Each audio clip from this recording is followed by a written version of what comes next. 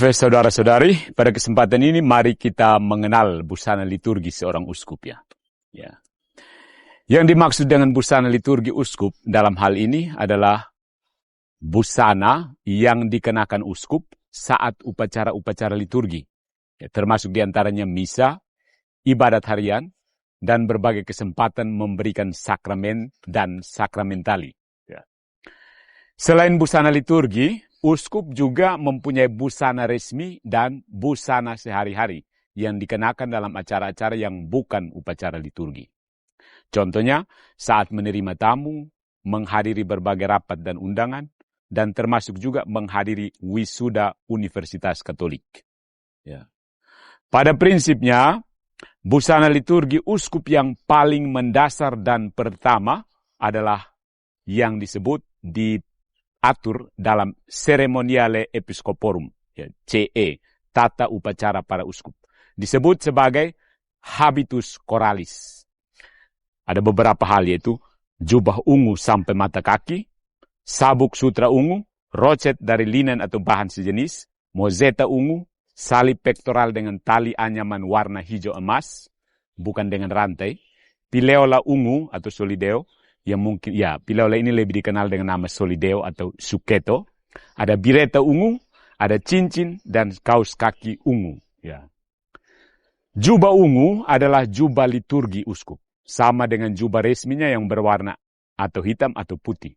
Jubah ungu ini dilengkapi dengan aksen warna merah, bukan ungu ya, di bagian tepi, lubang kancing, dan kancingnya berwarna merah.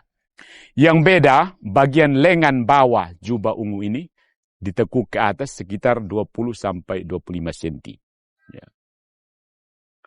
Sabuk sutra ungu yang kedua, untuk keperluan liturgi dan non-liturgi sama saja.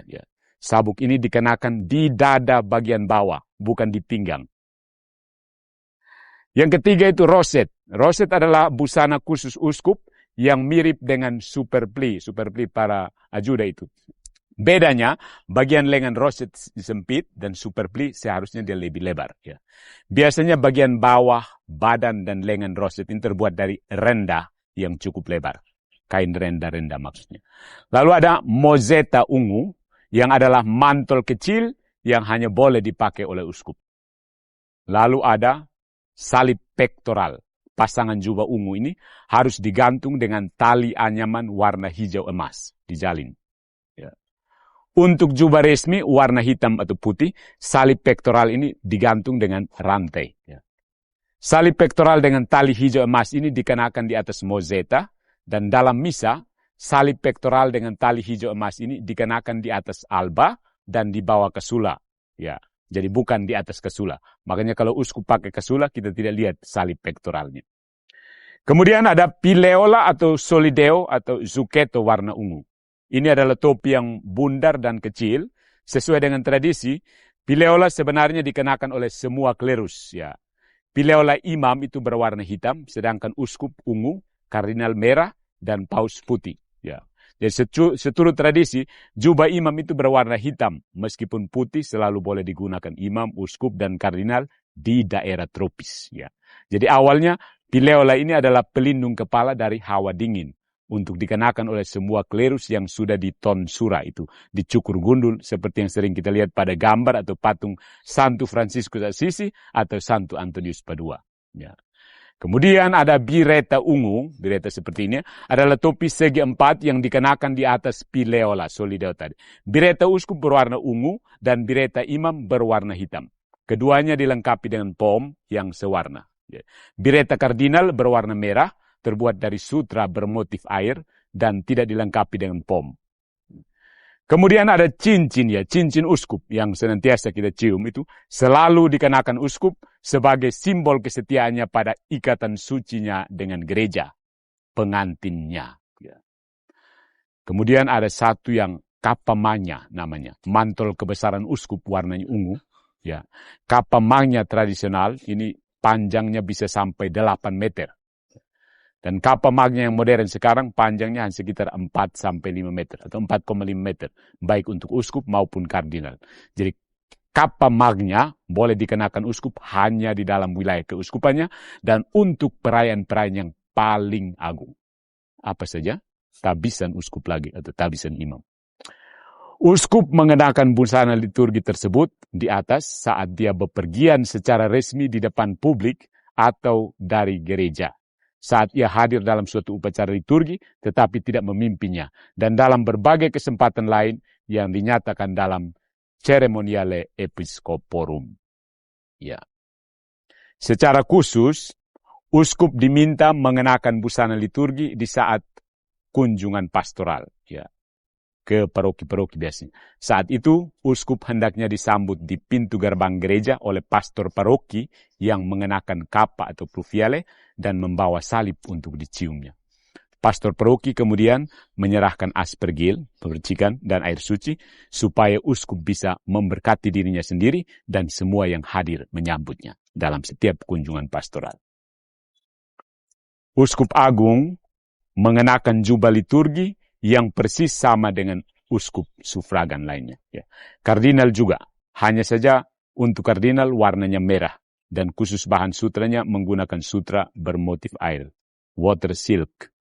Bahan sutra bermotif air ini hanya boleh dikenakan oleh kardinal dan utusan khusus dari paus, misalnya nuncius atau duta besar Vatikan. Sedangkan sutra yang bermotif air untuk nuncius yang adalah uskup agung ini berwarna ungu. Ya.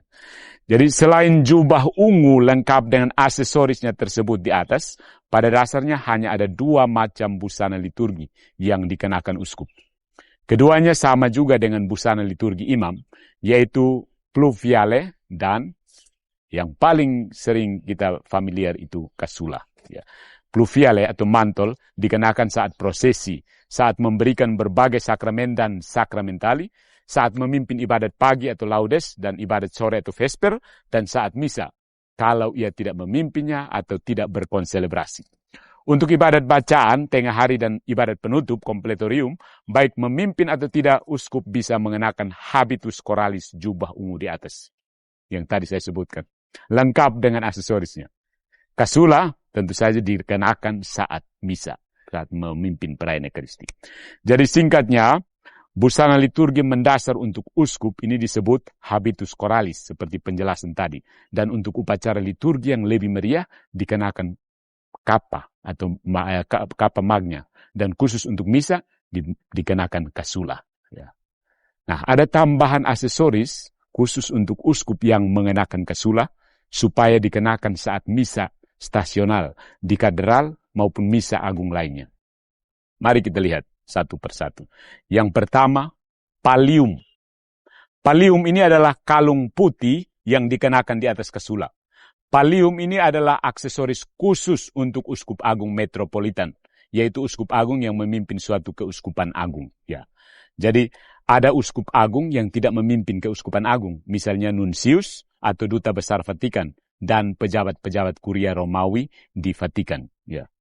Jadi pallium ini dianugerahkan langsung oleh paus kepada semua metropolitan yang baru diangkat sekali dalam setahun pada hari raya Santo Petrus dan Santo Paulus tanggal 29 Juni di Vatikan.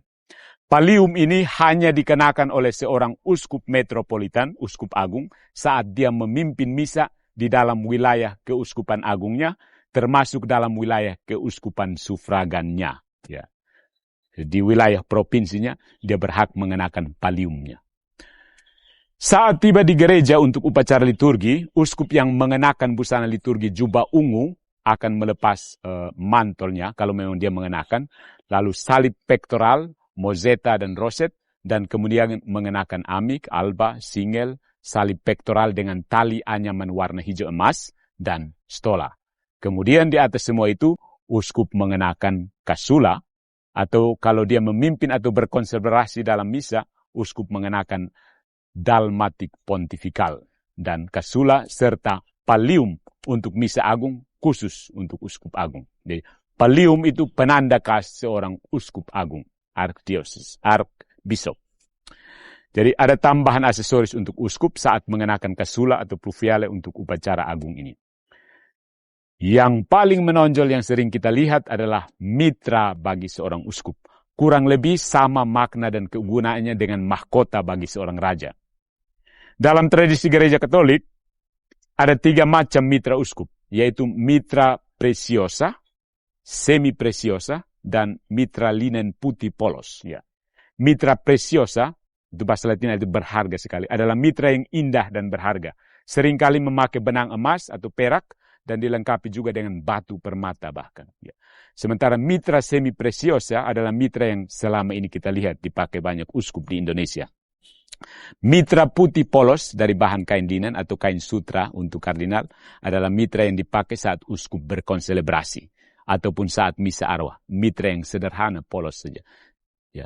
Satu catatan kecil, seturut tradisi, lambang uskup dapat digunakan dalam mitranya. Tetapi penempatannya biasanya di ujung bawah kedua pita besar di belakang dan bukan bagian depan mitra.